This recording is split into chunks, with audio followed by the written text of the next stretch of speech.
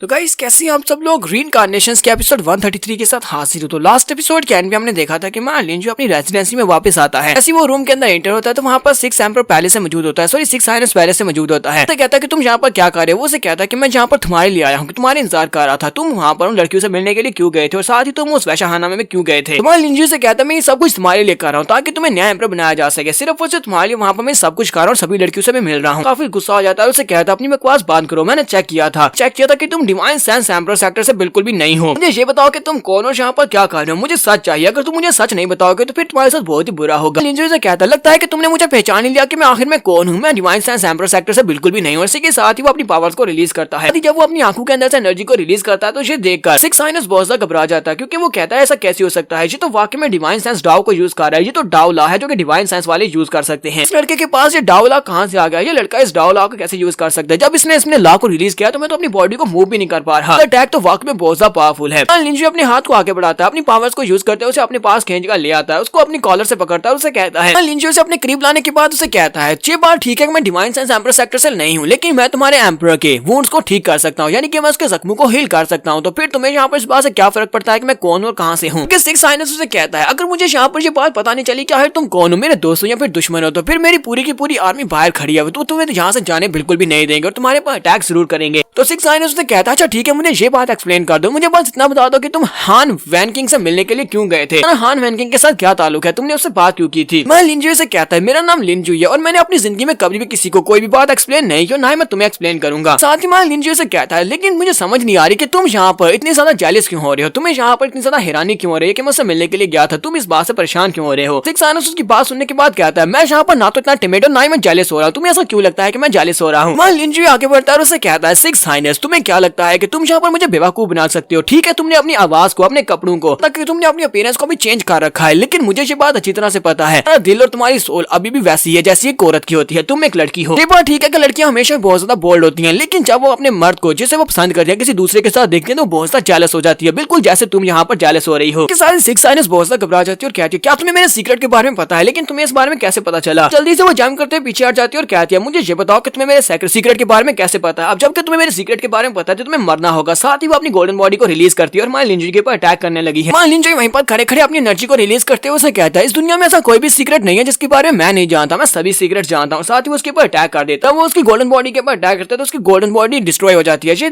तो ये देखकर 6 हाइनेस काफी ज्यादा हैरान होती है। तो मान लिंजू से कहता है, लिंजू कहता है जबकि तुमने हार मान लिया, तुम्हें मेरे पर भरोसा नहीं रहा, तो फिर ठीक है मैं किसी दूसरे हाइनेस के पास चला जाता हूँ और जाकर उससे मदद करता हूँ ताकि वो नया एम्पर बन जाए। तुम्हें अच्छी तरह से पता है कि मेरे पास 2 तरह की ऑफर्स हैं। एक तो मैं तुम लोगों को जीथर की ऐसी टोन दे सकता हूँ जो कि तुम्हारे एम्पर को बहुत ज्यादा पसंद आएगी और तुम लोगों ने पहले ऐसी कभी भी नहीं सुनी। दूसरा मैं तुम्हारे फादर यानी जीथर एम्पर की मदद कर सकता हूँ, उसके जख्मों को हील कर सकता हूँ। क्या तुम्हें लगता है कि बाकी के जो हाइनेसेस हैं वो लोग इस ऑफर को रिजेक्ट कर सकते हैं। तुम्हें यहाँ पर एक मर्द बने रहना तो तुम एक मर्द बने रहो। उसे कहती है जरा रुको, मुझे तुमसे बात करनी है। मैं यहाँ पर एक मर्द नहीं बनती तो मैं 20 साल पहले मार चुकी होती, मुझे यहाँ पर मजबूरी में एक मर्द बनना पड़ा है। साथ ही वो रोना शुरू कर देती है और उसे कहती है अच्छा ठीक है प्लीज यहाँ से मत जाओ, मैं यहाँ पर तुम्हारे पर और ज्यादा शक नहीं करूंगी। ठीक है तुम यहाँ पर आओ, मुझसे बात करो। तुम्हारे लिंजू से कहता है कि तुम्हें मेरी मदद चाहिए तो तुम मुझसे यहाँ पर नेचुरली कह सकते हो, तुम मुझसे कह सकते हो कि तुम्हें क्या चाहिए। लेकिन अब जबकि हम लोग यहाँ पर एक बिजनेस डील कर रहे हैं तो मुझे लगता है कि तुम्हें यहाँ पर मुझे अपने बारे में सब कुछ बताना पड़ेगा, यहाँ पर क्लियरिटी होनी चाहिए। हाइनेस उसे कहती है मैं और 7th हाइनेस हम दोनों ही लड़कियां हैं, इसी वजह से हम दोनों को एम्परर की बैटल में से निकाल दिया गया। हम लोग एम्परर के लिए यहाँ पर फाइट नहीं कर सकते कि कौन एम्परर बनेगा। हम दोनों लड़कियां, इन्हें लगता है कि हम लोग एम्परर की सीट के ऊपर नहीं बैठ सकते। मुझे एम्परर बनना था, इसी वजह से मुझे एक लड़का बनना पड़ा। मैं यहाँ पर एक लड़का बनकर इस एम्परर की दौड़ में हूँ, जबकि दूसरी तरफ से मेरी छोटी बहन यानी कि 7th हाइनेस वो मैसेंजर बन चुकी है, वो ब्लैक रैंकिंग की मैसेंजर बन गई ताकि वो भी यहाँ पर इस एम्परर की रेस में अपना हिस्सा डाल सके, यानी एम्परर की रेस में वो भी खड़ी हो सके। तो 6 हाइनेस से कहती है लिंजी प्लीज मेरी मदद करो, क्योंकि अगर मैं यहाँ पर एम्परर बनने में फेल हो जाती हूँ, इस कंपटीशन में फेल हो जाती हूँ तो मैं एम्परर नहीं बन पाऊंगी। इसका मतलब है कि मुझे सारी जिंदगी एक लड़का बनकर रहना पड़ेगा। लेकिन अगर यहाँ पर मैं इस कंपटीशन को जीत जाती हूँ और नया एम्परर बन जाती हूँ तो उसके बाद मैं एक लड़की बन सकती हूँ। लिंजी आगे बढ़ता है, उसके सर के ऊपर हाथ रखते हुए कहता है तुम्हें परेशान होने की जरूरत नहीं है, इस ब्लॉसम स्काई टूर्नामेंट में मैं जाने वाला हूँ और वहाँ पर जाकर बात तो पक्की है कि जो चीजें मुझे चाहिए वो सारी चीजें मैं लेकर रहूंगा, मुझे कोई भी रोक नहीं सकता। तो 6 हाइनेस उसे कहती है मुझे पता है कि तुम अपने ऊपर काफी ज्यादा भरोसा करते हो, लेकिन इस बार के कंपटीशन में सभी लोग अपने पास 3-3 लोगों को भेजने वाले हैं। इस बार के कंपटीशन में सभी हाइनेसेस अपने पास 3 लोगों को भेजने वाले हैं, लेकिन मैं तो तुम्हें अपने पास से एक हेल्पर भी नहीं दे सकती।